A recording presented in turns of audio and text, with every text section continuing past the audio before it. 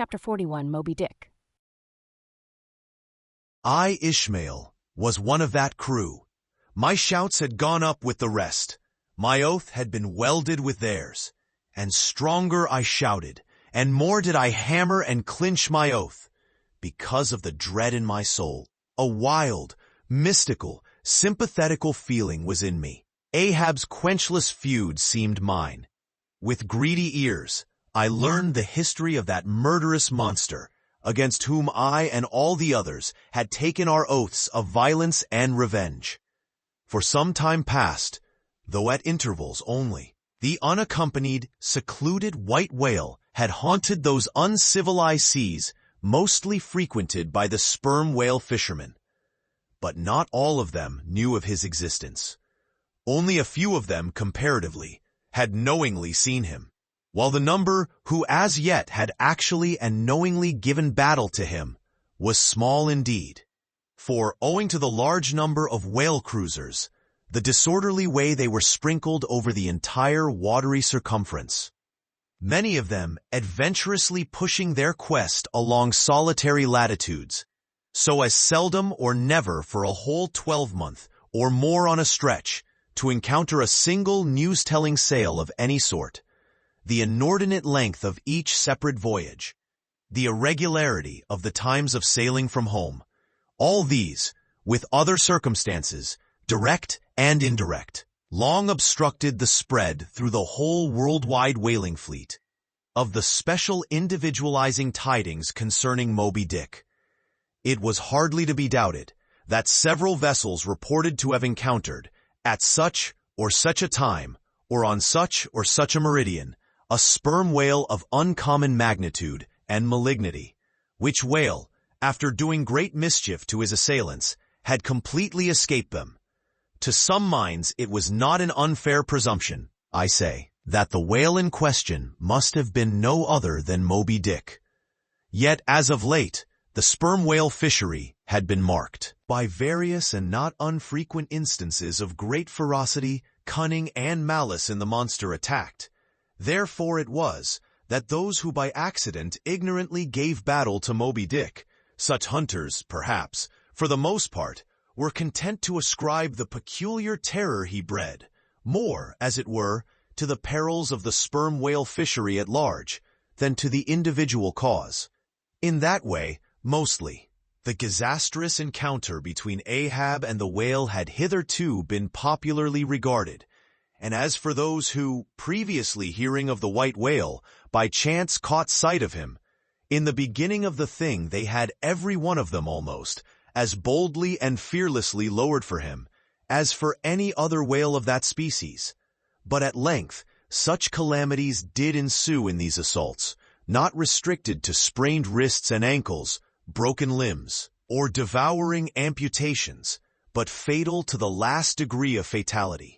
Those repeated disastrous repulses, all accumulating and piling their terrors upon Moby Dick, those things had gone far to shake the fortitude of many brave hunters, to whom the story of the white whale had eventually come.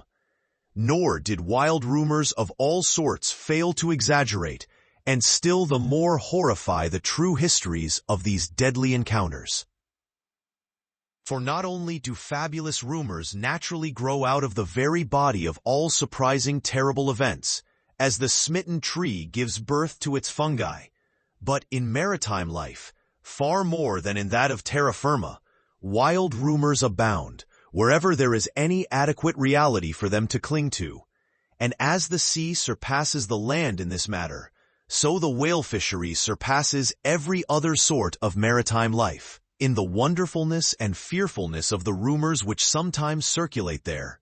For not only are whalemen as a body unexempt from that ignorance and superstitiousness hereditary to all sailors, but of all sailors, they are by all odds the most directly brought into contact with whatever is appallingly astonishing in the sea. Face to face, they not only eye its greatest marvels, but hand to jaw give battle to them. Alone, in such remotest waters, that though you sailed 1,000 miles and passed 1,000 shores, you would not come to any chiseled hearthstone or aught hospitable beneath that part of the sun. In such latitudes and longitudes, pursuing too such a calling as he does, the whaleman is wrapped by influences all tending to make his fancy pregnant with many a mighty birth.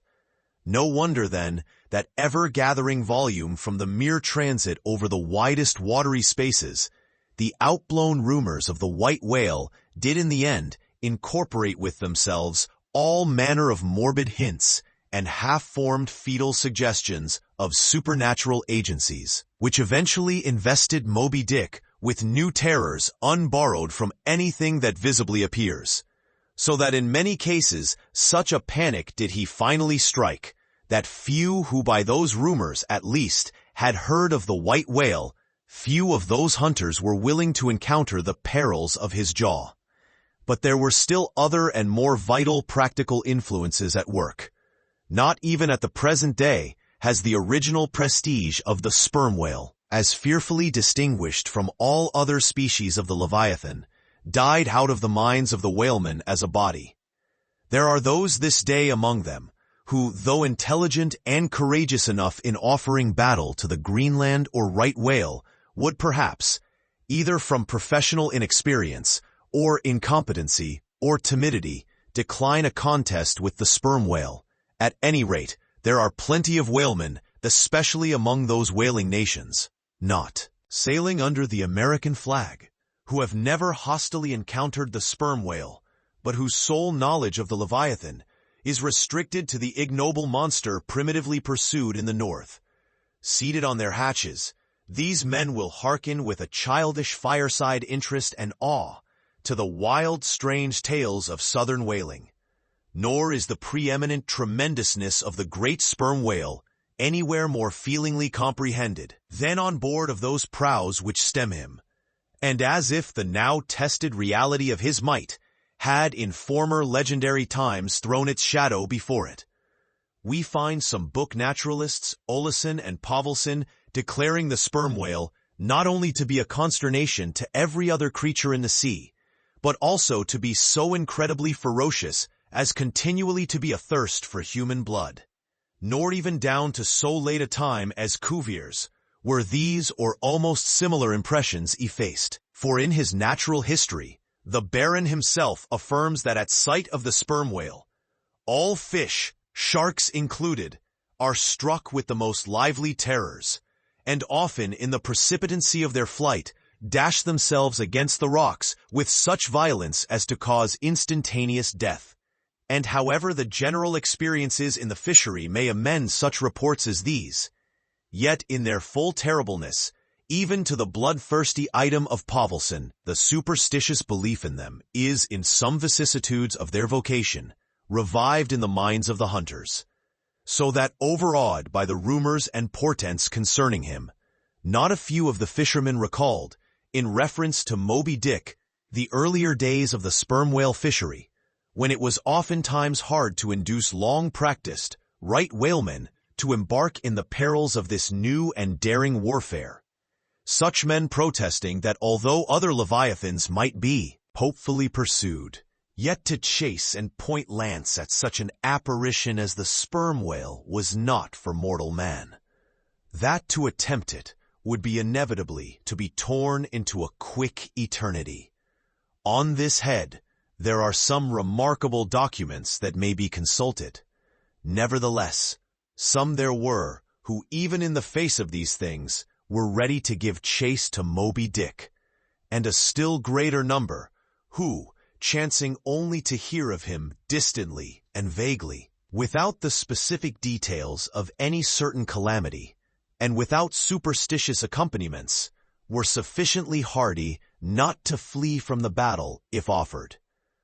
One of the wild suggestions referred to, as at last coming to be linked with the white whale in the minds of the superstitiously inclined, was the unearthly conceit that Moby Dick was ubiquitous, that he had actually been encountered in opposite latitudes at one and the same instant of time. Nor, credulous as such minds must have been, was this conceit altogether without some faint show of superstitious probability. For as the secrets of the currents in the seas have never yet been divulged, even to the most erudite research, so the hidden ways of the sperm whale when beneath the surface remain, in great part, unaccountable to his pursuers, and from time to time have originated the most curious and contradictory speculations regarding them, especially concerning the mystic modes whereby, after sounding to a great depth, he transports himself with such vast swiftness to the most widely distant points, is a thing well known to both American and English whale ships, and as well a thing placed upon authoritative record years ago by Scoresby, that some whales have been captured far north in the Pacific, in whose bodies have been found the barbs of harpoons darted in the Greenland seas. Nor is it to be gainsaid that in some of these instances it has been declared that the interval of time between the two assaults could not have exceeded very many days. Hence, by inference, it has been believed by some whalemen that the Northwest Passage, so long a problem to man, was never a problem to the whale. So that here, in the real living experience of living men, the prodigies related in old times of the inland Strelo mountain in Portugal, near whose top there was said to be a lake in which the wrecks of ships floated up to the surface, and that still more wonderful story of the Arethusa fountain near Syracuse, whose waters were believed to have come from the Holy Land by an underground passage. These fabulous narrations are almost fully equaled by the realities of the whalemen. Forced into familiarity, then, with such prodigies as these, and knowing that after repeated, intrepid assaults, the white whale had escaped alive, it cannot be much matter of surprise that some whalemen should go still further in their superstitions, declaring Moby Dick not only ubiquitous, but immortal, for immortality is but ubiquity in time, that though groves of spears should be planted in his flanks, he would still swim away unharmed, or if indeed he should ever be made to spout thick blood, such a sight would be but a ghastly deception, for again in unensanguined billows, hundreds of leagues away, his unsullied jet would once more be seen. But even stripped of these supernatural surmisings, there was enough in the earthly make and incontestable character of the monster to strike the imagination with unwonted power. For it was not so much his uncommon bulk that so much distinguished him from other sperm whales, but, as was elsewhere thrown out, a peculiar snow-white wrinkled forehead and a high pyramidical white hump. These were his prominent features, the tokens whereby, even in the limitless, uncharted seas, he revealed his identity, at a long distance, to those who knew him. The rest of his body was so streaked and spotted and marbled with the same shrouded hue, that in the end he had gained his distinctive appellation of the white whale, a name indeed literally justified by his vivid aspect. When seen gliding at high noon through a dark blue sea, leaving a Milky Way wake of creamy foam, all spangled with golden gleamings, nor was it his unwonted magnitude, nor his remarkable hue, nor yet his deformed lower jaw, that so much invested the whale with natural terror, as that unexampled intelligent malignity which, according to specific accounts, he had over and over again evinced in his assaults. More than all, his treacherous retreats struck more of dismay than perhaps aught else, for, when swimming before his exulting pursuers, with every apparent symptom of alarm, he had several times been known to turn round suddenly, and bearing down upon them, either stave their boats to splinters or drive them back in consternation to their ship. Already several fatalities had attended his chase, but those similar disasters, however little bruited ashore, were by no means unusual in the fishery. Yet, in most instances, such seemed the white whale's infernal aforethought of ferocity, that every dismembering or death that he caused was not wholly regarded as having been inflicted by an unintelligent agent. Judge, then, to what pitches of inflamed, distracted fury the minds of his more desperate hunters were impelled, when amid the chips of chewed boats and the sinking limbs of torn comrades. They swam out of the white curds of the whale's direful wrath into the serene, exasperating sunlight that smiled on as if at a birth or a bridal. His 3 boats stoved around him, and oars and men both whirling in the eddies. One captain, seizing the line knife from his broken prow, had dashed at the whale as an Arkansas duelist at his foe, blindly seeking with a 6-inch blade to reach the fathom-deep life of the whale. That captain was Ahab, and then it was that suddenly, sweeping his sickle-shaped lower jaw beneath him, Moby Dick had reaped away Ahab's leg, as a mower a blade of grass in the field. No turbaned Turk, no hired Venetian or Malay could have smote him with more seeming malice. Small reason was there to doubt, then, that ever since that almost fatal encounter, Ahab had cherished a wild vindictiveness against the whale. All the more fell, for that in his frantic morbidness he at last came to identify with him, not only all his bodily woes, but all his intellectual and spiritual exasperations. The white whale swam before him as the monomaniac incarnation of all those malicious agencies which some deep men feel eating in them, till they are left living on with half a heart and half a lung. That intangible malignity which has been from the beginning, to whose dominion even the modern Christians ascribed one half of the world's, which the ancient Ophites of the East reverenced in their statue devil. Ahab did not fall down and worship it like them, but deliriously transferring its idea to the abhorred white whale, he pitted himself, all mutilated, against it. All that most maddens and torments, all that stirs up the lees of things, all truth with malice in it, all that cracks the sinews and cakes the brain, all the subtle demonisms of life and thought, all evil, to crazy Ahab, were visibly personified and made practically assailable in Moby Dick. He piled upon the whale's white hump the sum of all the general rage and hate felt by his whole race from Adam down, and then, as if his chest had been a mortar, he burst his hot heart's shell upon it. It is not probable that this monomania in him took its instant rise at the precise time of his bodily dismemberment.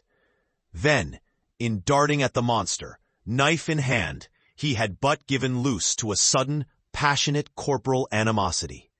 And when he received the stroke that tore him, he probably but felt the agonizing bodily laceration, but nothing more. Yet when by this collision forced to turn towards home, and for long months of days and weeks, Ahab and anguish lay stretched together in one hammock, rounding in midwinter that dreary, howling Patagonian cape, then it was that his torn body and gashed soul bled into one another, and so interfusing, made him mad.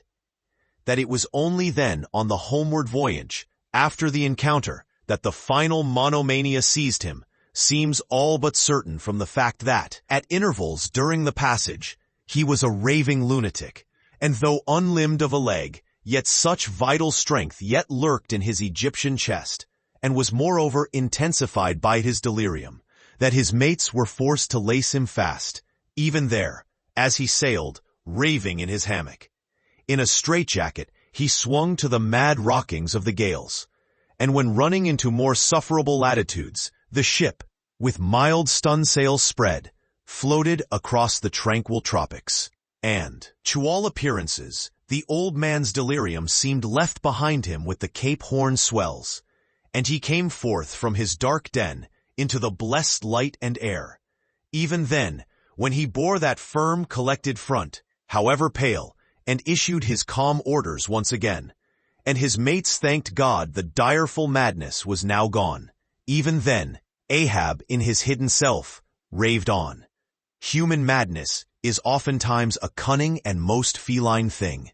When you think it fled, it may have but become transfigured into some still subtler form. Ahab's full lunacy subsided not, but deepeningly contracted, like the unabated Hudson, when that noble Northman flows narrowly but unfathomably through the Highland Gorge. But, as in his narrow-flowing monomania, not one jot of Ahab's broad madness had been left behind. So in that broad madness, not one jot of his great natural intellect had perished. That before living agent now became the living instrument. If such a furious trope may stand, his special lunacy stormed his general sanity, and carried it, and turned all its concentric cannon upon its own mad mark, so that far from having lost his strength, Ahab, to that one end, did now possess 1,000-fold more potency than ever he had sanely brought to bear upon any one reasonable object.